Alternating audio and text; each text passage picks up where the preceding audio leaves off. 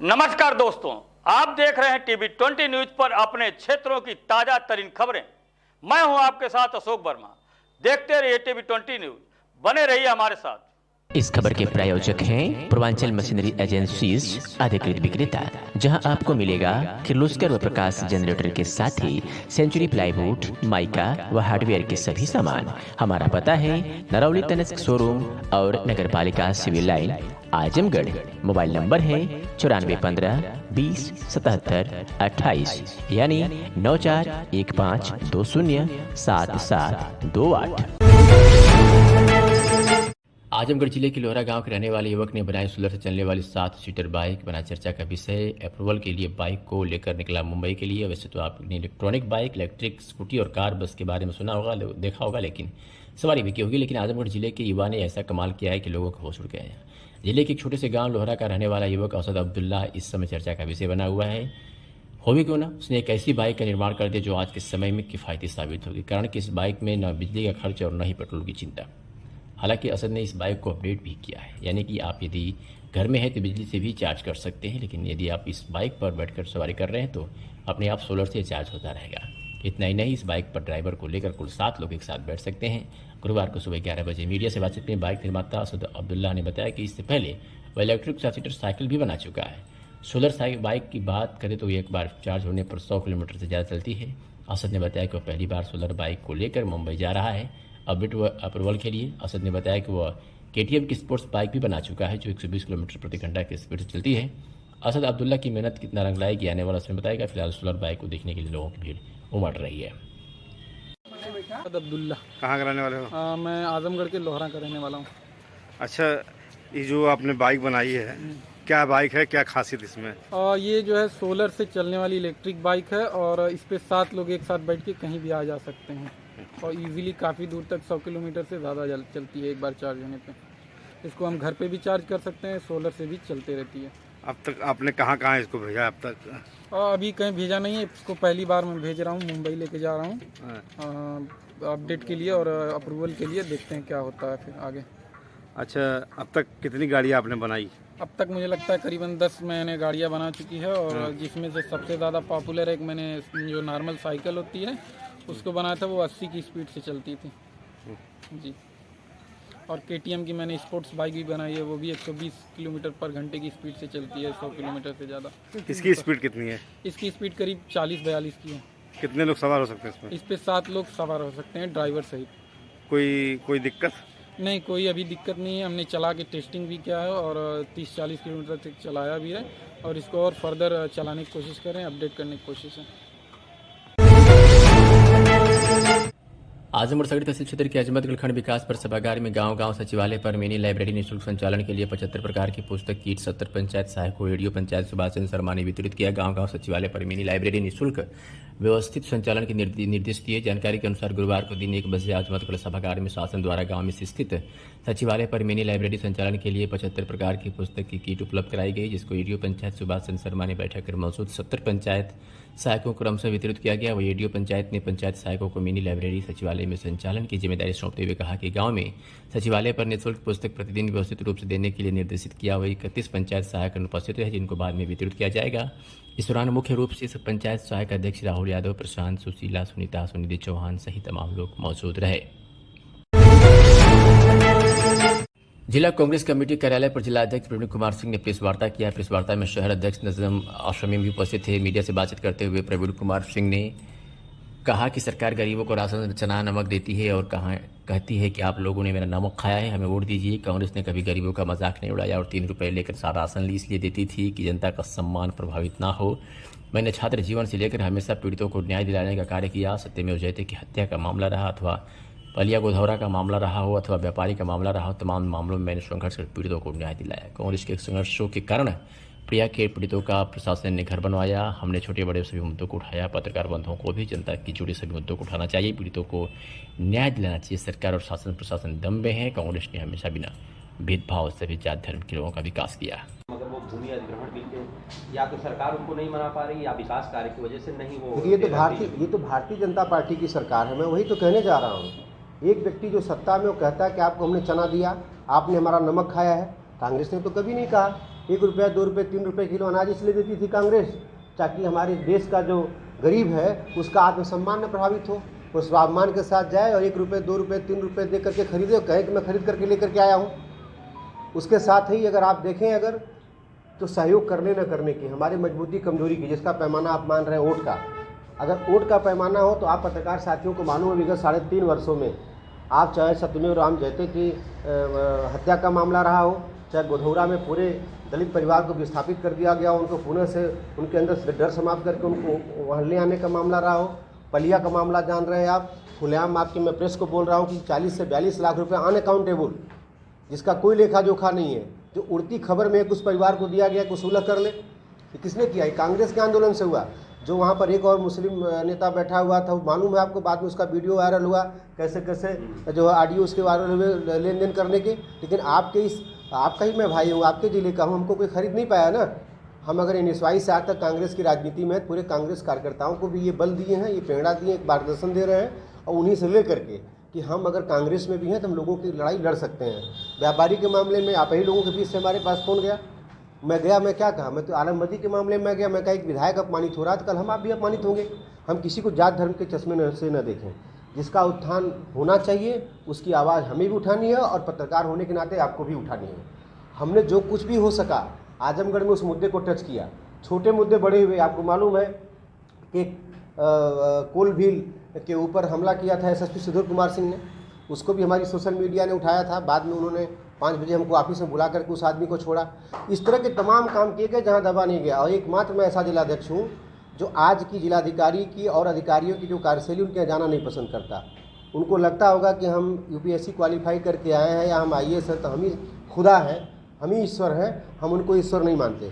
हम तो ये जानते हैं कि जिलाधिकारी जब अपने पद पर पोस्ट होता है तो सरकार के कार्यक्रमों को, योजनाओं को एग्जीक्यूट करने के लिए आता है। लेकिन जिस तरह का दम्भ है, जिस तरह की निरंकुशता है कि चाहे पत्रकार साथी जा रहा हो, मैं पूछना चाहता हूं कि क्या यहाँ के SSP DM ने कभी आप लोगों को बुलाया चाय पर कि भाई एक बात बताइए, कोई ऐसी समस्या हो, कोई ऐसी पीड़ा हो, कोई ऐसी जगह हो जहाँ के बारे में हमको बताइए, हम तक न जानकारी पहुँची हो? कभी DM ने आप लोगों को चाय पर बुलाया कि गौरव जी, श्रीवास्तव जी या फलाने जी या प्रदीप जी आप बताइए कहाँ ऐसा कुछ है जहाँ मैं कुछ कर सकता हूँ या हमारे तक न पहुँचो? या कभी किसी नेता को बुलाया, कभी कोई सर्वदलीय बैठक की? ये पीड़ा है। ये पीड़ा इसलिए इससे साबित होता है कि सरकार में लोकतंत्र पूरी तरीके से खतरे में है, जनतंत्र का कोई सम्मान नहीं है। एक व्यक्ति जो जनता द्वारा चुना गया है वो बार बार ये मैसेज देने का प्रयास करता है कि मैं दाता हूँ और जो कुछ मैं दे रहा हूँ कि अपने घर से बेच करके दे रहे हैं। तो मेरा काम है आवाज़ उठाना। इस तरह से मांग पत्र क्या 2024 के जो इंडिया गठबंधन उसके मैनिफेस्टो में शामिल होने की भी संभावना है? देखिए, ये तो हमारे शीर्ष नेता बताएंगे। हमारा सिर्फ एक मतलब है कि जो एक दलित की मांग है उसके बेहतर जीवन को मतलब व्यवस्थित करने के लिए उसमें उसकी 5 तरह की सोच ऐसी कौन सी है जिससे उसको लग सकता हो कि अगर सरकार ये 5 काम कर दे तो हमारा जीवन स्तर, हम तनाव मुक्त हो जाएंगे। जैसे स्वास्थ्य को लेकर के हर व्यक्ति, हम ही आप हैं, स्वास्थ्य को लेकर के, शिक्षा को लेकर के, रोजगार को लेकर के, तो ऐसे कौन से कार्यक्रम संचालित कर लिए जाए कि जिससे उसका जीवन स्तर लगभग व्यवस्थित हो जाए। धन्यवाद।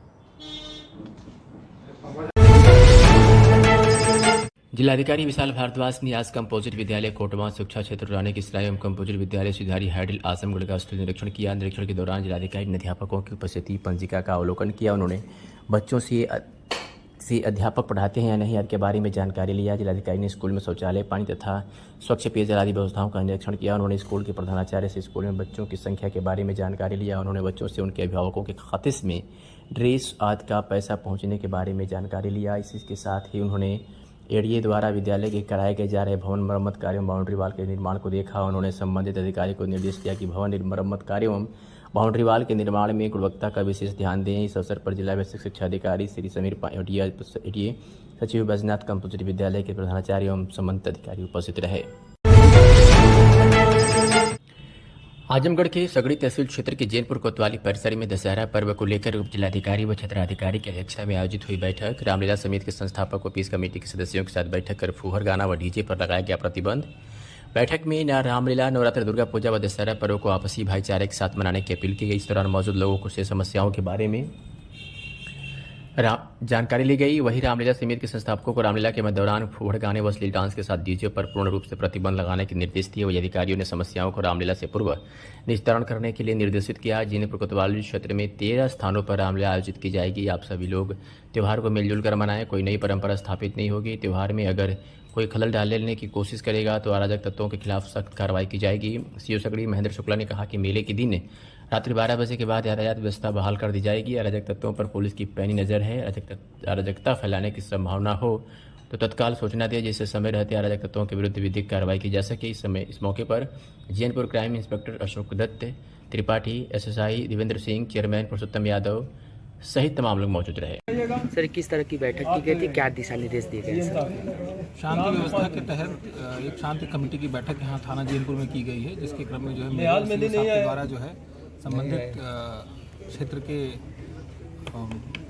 रामलीला समिति के संस्थापक और मूर्ति के संयोजक लोगों को बुला करके इन लोगों को समस्त तथ्यों से अवगत करा दिया गया है कि किसी प्रकार से आपसी सौहार्दपूर्ण वातावरण में और शांतिपूर्वक इस त्योहारों का आनंद लेंगे। किसी प्रकार की शांति व्यवस्था भंग होने पर या किसी भी प्रकार की बगैर परमिशन की कार्रवाई करने पर इनके विरुद्ध दंडात्मक कार्रवाई की जाएगी।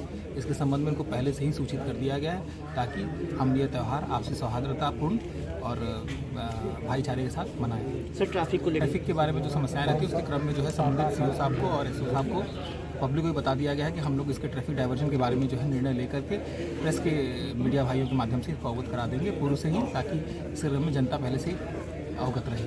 ठीक है।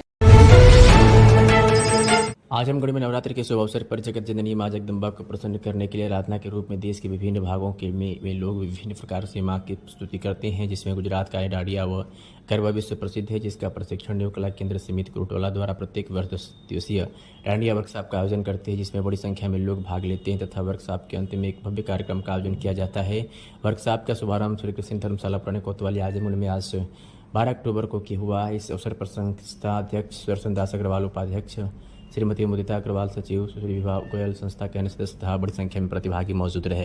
मैं विभा गोयल, न्यू कला केंद्र समिति की सचिव, और आज हम लोगों ने डांडिया उत्सव का शुभारंभ किया है। वर्कशॉप का, कार्यशाला का, जो अग्रवाल धर्मशाला में शुरू चल रही है इस समय, और इस कार्यशाला को आज हमारी तारीख है 12 तारीख और 20 तारीख तक ये कार्यशाला चलेगी, जिसका समापन 21 तारीख को पैराडाइज इंटरनेशनल स्कूल में होगा।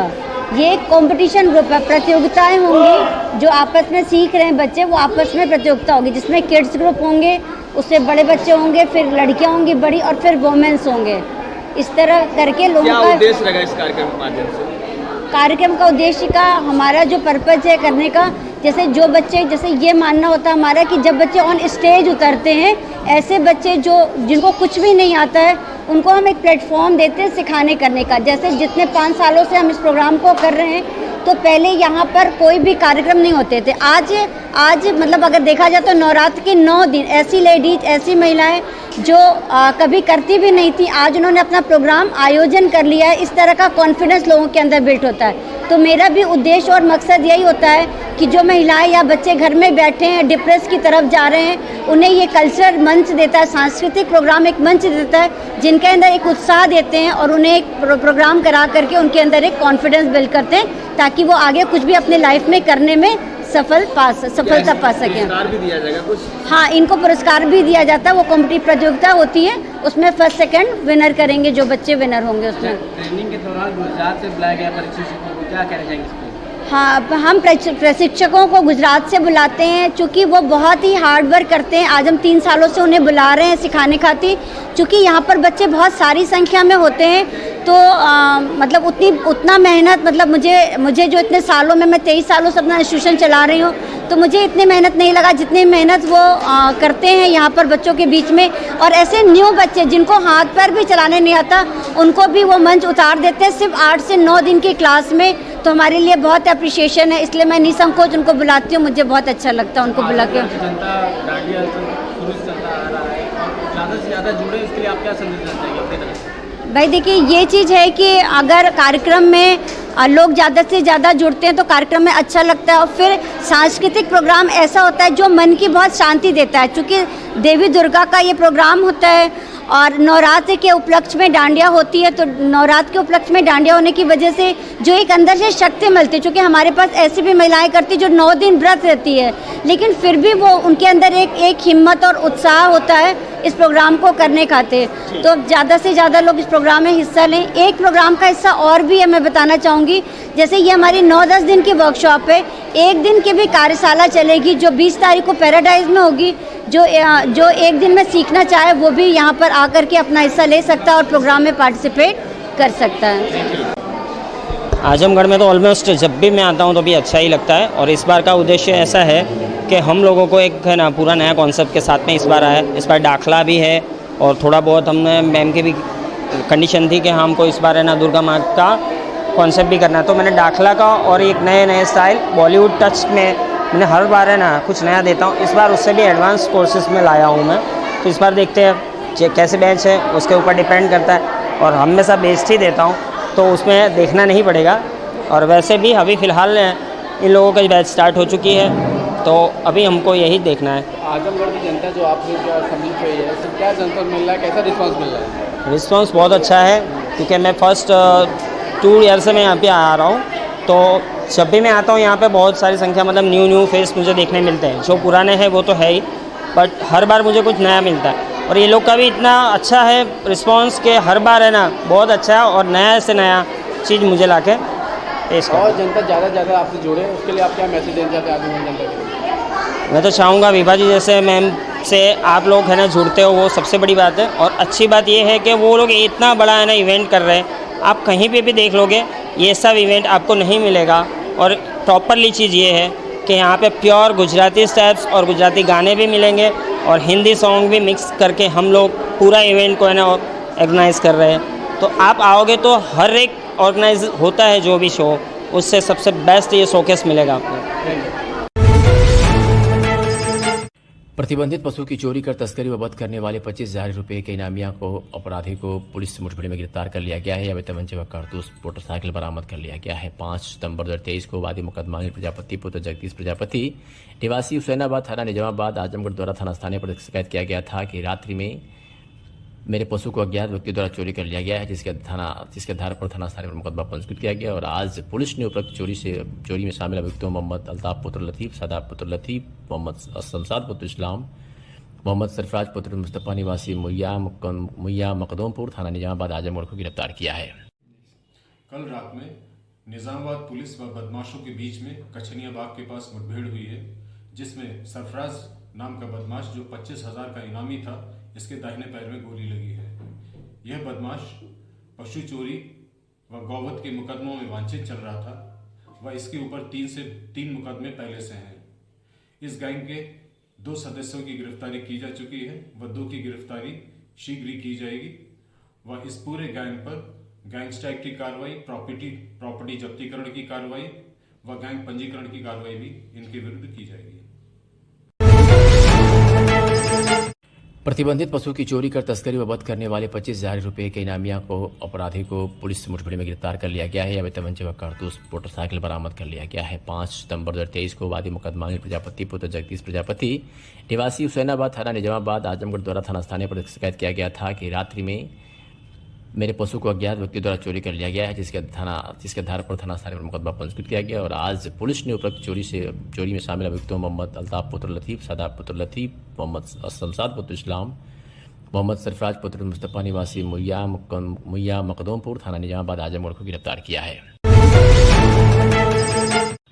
वर्ष भर अनजान व अपरिचित लावारिस मृतकों का दाह संस्कार के बाद उनकी आत्मा की शांति भारत रक्षा दल के कार्यकर्ताओं ने विगत वर्षों की भांति पितृपक्ष में आज पिंडदान श्राद्ध आदि अनुष्ठान संपन्न कराया। इस अनुष्ठान में लगे भारत रक्षा दल के प्रदेश अध्यक्ष हरिकेश विक्रम श्रीवास्तव ने बताया कि वर्ष 2013 में हम लोगों ने देखा कि लावारिस मृतकों को पोस्टमार्टम के बाद तमसा नदी में सड़ने के लिए फेंक दिया जाता है। फिर कार्यकर्ताओं ने निर्णय लिया कि अब हम लोग खुद ऐसे मृतकों को मुखाग्नि देकर दाह संस्कार करेंगे। तब से शुरू यह कार्य निरंतर जारी है और अभी तक 565 लावारिस मृतकों का दाह संस्कार किया जा चुका है। दाह संस्कार के बाद ऐसी आत्माओं को श्राद्ध और पिंड तर्पण कार्य भी प्रत्येक वर्ष पितृपक्ष में पूरे विधि विधान से करके ब्राह्मणों को भोजन व दान प्रदक्षिणा के उपरांत सामूहिक भोज भी दिया जाता है। उसी क्रम में आज राजघाट पर श्राद्ध पूजा व तर्पण तथा श्री दुर्गा जी मंदिर परिसर में भोजन आदि कराया गया, जिसमें मंदिर के पुजारी श्री रामकृष्ण दास जी ने आशीर्वाद लिया। पिंडदान तर्पण का कार्य वारिस की भांति उमेश सिंह गुड्डू, प्रदीप चौहान, आरपी श्रीवास्तव, प्रवीण कुमार, मनीराम सहित तमाम लोग मौजूद रहे। मैं हरकेश विक्रम श्रीवास्तव, प्रदेश अध्यक्ष भारत रक्षा दल। आज हम लोग विगत वर्षों की भांति जो साल भर में हम लोग लावारिस मृतकों का दाह संस्कार करते हैं, हिंदू परंपरा कर्मकांड और धार्मिक अनुष्ठान के तहत जिनका दाह संस्कार और मुखाग्नि दी जाती है, उनका पिंडदान और श्राद्ध भी होना चाहिए और उनके नाम पे कुछ भोज और दान दक्षिणा भी होनी चाहिए। तो उसी क्रम में जो 2013 से हम लोग ये लावारिस मृतकों का दाह संस्कार कर रहे हैं, प्रत्येक वर्ष पितृपक्ष में, जो कि पितरों का पक्ष होता है, हम लोग ये कर्म का अनुष्ठान करते हैं। राजघाट पे बाकायदा ब्राह्मण के द्वारा मंत्रोच्चार के बीच पिंडदान, तर्पण, श्राद्ध का कर्म करते हैं। सारे जाने अनजाने परिचित देश, समाज, इष्ट मित्र, जितने भी लोग इस तरह के लोग हैं, सबकी आत्मा को शांति हेतु पिंडदान, तर्पण करते हैं और प्रार्थना करते हैं कि देश समाज का, लोगों का भला हो, सब लोग खुश रहें, पितृ सबको आशीर्वाद दें। और उसी कड़ी में जो अगला कार्यक्रम होता है, ब्राह्मणों को भोजन, दान दक्षिणा का कार्यक्रम भी हर साल करते हैं। आज हम लोगों ने राजघाट पे किया, पिंडदान तर्पण का काम किया और ये श्री दुर्गा जी मंदिर पुजारी श्री 1008 श्री रामकृष्ण दास जी महाराज के सानिध्य में, उनके आशीर्वाद में को लेते हुए आज हम लोग यहाँ पे लोगों को भोजन कराए हैं, ब्राह्मणों को दान दक्षिणा किए हैं और बाकायदा 9 साथी हमारे लावारिसों के वारिस बनकर उनका पिंडदान और तर्पण किए हैं। ये सिलसिला हमारा पिछले 9 सालों से चल रहा है। अभी तक हम लोगों ने 565 लावारिसों का दाह संस्कार किया है और आगे भी करते रहेंगे। प्रत्येक वर्ष प्रतिपक्ष में उनको तर्पण और अर्पण करते हुए हिंदू जो मैथोलॉजी, हिंदू रीति रिवाज, पिंडदान और श्राद्ध पूजा, इसके बाद ब्राह्मण भोज, ब्राह्मणों को दान दक्षिणा, उसके तत्पश्चात सामूहिक भोज का आयोजन हम लोग लगातार हर साल पिछले 9-10 सालों से कर रहे हैं। आज उसी प्रक्रिया को पुनः दोहरा रहे हैं ताकि ज्ञात अज्ञात जो भी पितृ हैं या परिचित आत्माएँ हैं, सबको शांति मिले, सबको आनंद मिले और समाज सुखी हो, समाज सब लोग आनंदित हों, उसी की प्रार्थना करें। गुरु जी, आजमगढ़ के कलेक्टर पर फुट कर रो रही एक मां अपनी बेबसी का इजहार कर रही है। उसके इकलौते पुत्र की एक महापुरुष संदिग्ध परिस्थिति में मौत हो गई थी। महिला ने अपनी बहू और उसके मायके वालों पर ही जहरीले पदार्थ का सेवन कराने का आरोप लगाया है। कप्तानगंज थाना के हरैया की निवासिनी रमावती के अनुसार उसका 25 वर्षीय पुत्र मनोज कुमार पंजाब में रहकर रोजी रोटी कमाता था। करीब 1 माह पूर्व उसकी पत्नी, जो यहाँ के भवनपुर थाना कप्तानगंज में अपने मायके में थी, उसने अपने पति मनोज कुमार को जोर देकर पंजाब से यहाँ बुलाया। आजमगढ़ आने के बाद मनोज ठीक ठाक था। मनोज अपने ससुराल गया, जहाँ पर न तो उसकी पत्नी सामने आई, न उसके बच्ची। रात 10 बजे जब मनोज अपने घर पहुंचा तब उसकी तबीयत बिगड़ गई। रात में ही उसको इलाज के लिए ले जाया जा रहा था, लेकिन रास्ते में उसने दम तोड़ दिया। घटना के बाद पीड़ित परिजन कप्तानगंज थाने गए तो वहाँ से भरोसा देकर टकरा दिया गया। बार बार गुहार के बाद भी कार्रवाई नहीं हुई। पीड़ित महिला के अनुसार उसके पुत्र की पोस्टमार्टम रिपोर्ट में पॉजिटिव सामने आई है, लेकिन इसके बाद भी पुलिस कार्रवाई में हिचक रही है। क्या नाम है आपका? रमावती। कहाँ का? हरैया। थाना? थाना कप्तानगंज। क्या घटना हुई आपके लड़के के साथ? क्या हमारे लड़के के युवा धोखे से बुलाया गया पंजाब से। प्रधान लोग दबाव दे के बुलाए, हमारे घर वाले के दबाव दिए थे कि बुलाओ लड़के को। हमारा लड़का आ गया, हम लोग वहीं थे। 2 दिन बाद अतवार के बुलाई उसकी घरवाली कि आओ तुम्हारी लड़की की तबीयत खराब है। अपने मैके। कहाँ है मैका? भवनपुर गाँव है। थाना कप्तानगंज है। एक ही है।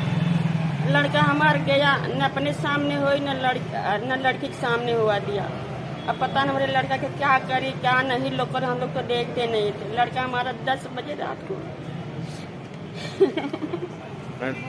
और फिर कब आया हमारा लड़का, न कुछ खाया न पिया। फिर उसके बाद लड़के के थोड़ा सा दर्द हुआ पेटे में, हमारे घर वाला लेके गया दवाई लेने, रास्ते में दम तोड़ दिया। रात में? क्या नाम है आपके लड़के का? मनोज कुमार। मनोज कुमार। कितनी उम्र थी? 24-25 साल। हाँ जी। किस हमारे एक के लड़का। कोई उसका दुश्मनी थी उसकी बीवी से या पत्नी से? कुछ भी नहीं, हम साथ में रहते थे। उसका कोई चक्कर नहीं, हमारा लड़का बहुत सीधा साधा था। घर वाली लड़ाई चाहती थी, लेकिन हम लोग नहीं चाहते थे क्योंकि एक बच्ची थी 3 साल। हम लोग लड़ाई बच्ची कहाँ है? वही ले गई है, बच्ची भी नहीं देती। क्या नहीं चाहती? पुलिस क्या कार्रवाई कर रही है? पुलिस कुछ गई पुलिस हम गए, कप्तान गए, सुनवाई नहीं हुआ। कई बार 4 दिन बाद आना, 2 दिन बाद आना, 5 दिन बाद आना, फिर अब फोन नहीं उठाते हैं, कुछ नहीं करे, सुनवाई नहीं हुआ कप्तानगंज में। तो आप यहाँ एसपी से गुहार लगाने आई हैं डीएम से? नहीं, हम वीडियो बनाने आए। ठीक। और एक खबर दिल्ली से, जहां भारतीय संपूर्ण क्रांतिकारी पार्टी के बनर तथा लोक नायक जन प्रकाश नारायण जी की 121वीं जयंती के उपलक्ष्य में press club of India Raisina मार्ग नई दिल्ली पर कार्यक्रम का आयोजन किया गया। वहां बतौर अतिथि प्रख्यात वकील डॉक्टर एपी सिंह एवं बांग्ला देसी नागरिक सोनिया अख्तर भी पहुंची। कार्यक्रम के आयोजक एवं पार्टी के अध्यक्ष सुकेंद्र भादौरिया ने सोनिया अख्तर की न्यायिक लड़ाई में साथ देने का वादा किया। कार्यक्रम में बिमला कष्टहरिया, अम्मा, Geeta Chauhan and H N Singh, party के हरियाणा प्रदेश अध्यक्ष एवं कई गणमान्य उपस्थित रहे। भारतीय संपूर्ण क्रांतिकारी पार्टी के बनर तले ये जयंती मनाई गई। बतौर अतिथि प्रख्यात वकील डॉक्टर एपी सिंह एवं बांग्लादेशी नागरिक सोनिया अख्तर भी पहुंची। कार्यक्रम को संबोधित किया सुप्रीम कोर्ट के अधिवक्ता डॉक्टर एपी सिंह ने। पार्टी को मैं बहुत बहुत धन्यवाद देना चाहती हूँ। इस पार्टी ने मेरे साथ है, इस पार्टी ने मेरा दर्द समझा, और इस पार्टी का जो सभापति है भदौरी जी सर को भी बहुत बहुत धन्यवाद देना चाहती हूँ। इसमें मेरा भाई है डॉक्टर एपी सिंह, मेरा लॉयर भी है, मेरा भाई भी है।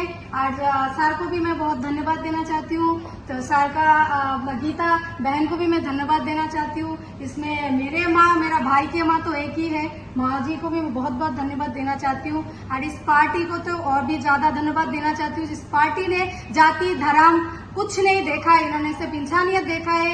एक पीड़ित माँ को देखा है, एक भटकते हुए बच्चा को देखा है, जो अपने ही देश पे अपने ही पापा का नाम मिलने के लिए अपने देश में भटक रही है।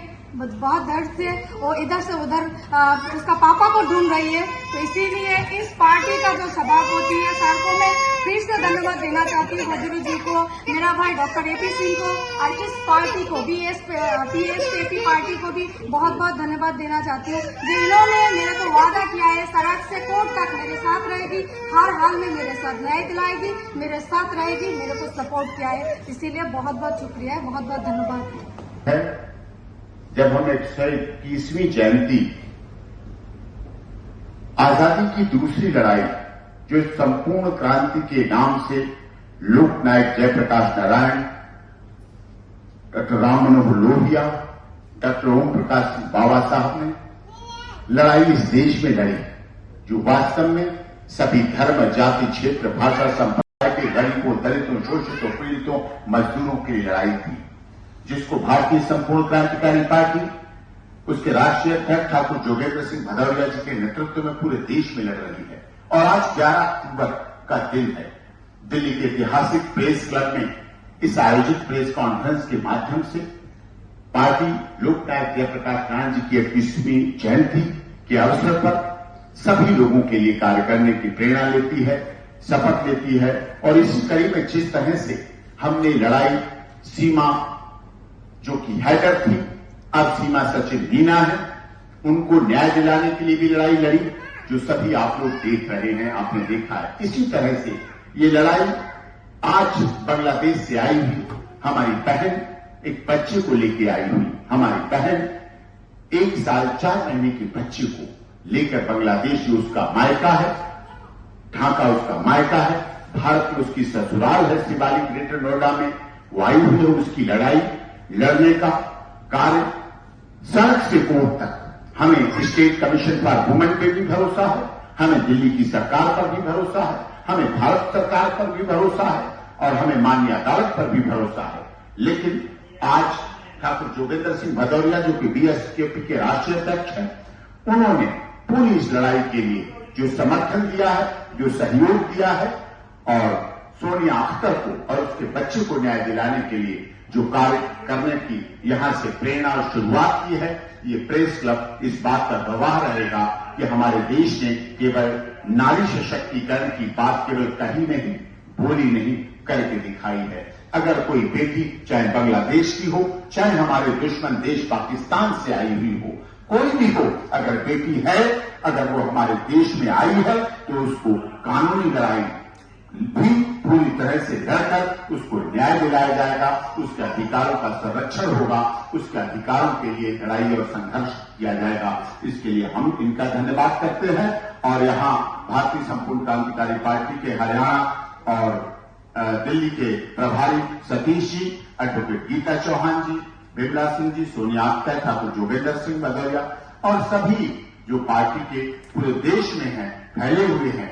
कार्यक्रम तो राजनीतिक होते हैं, लेकिन ऐसा कार्य किया गया जो सड़क पर भी अगर जरूरत पड़ेगी सोनिया अख्तर को उसके हितों की लड़ाई, क्योंकि दुनिया में हमने बाल संरक्षण का बहुत बड़े बड़े सम्मान पाए हैं। दुनिया में हम अनोखे ऐसे व्यक्ति रहे हैं जिन्होंने बाल संरक्षण के द्वारा न्याय दिलाने के लिए देश में काम किया है। तो ऐसे अवसर पर हम बहुत बहुत आभारी हैं, बहुत बहुत धन्यवाद करते हैं और अनुरोध करते हैं कि डॉक्टर ठाकुर जोगेंद्र सिंह भदौरिया जो बीएसकेपी के अध्यक्ष हैं वो भी अपना उद्बोधन दें और बताएं।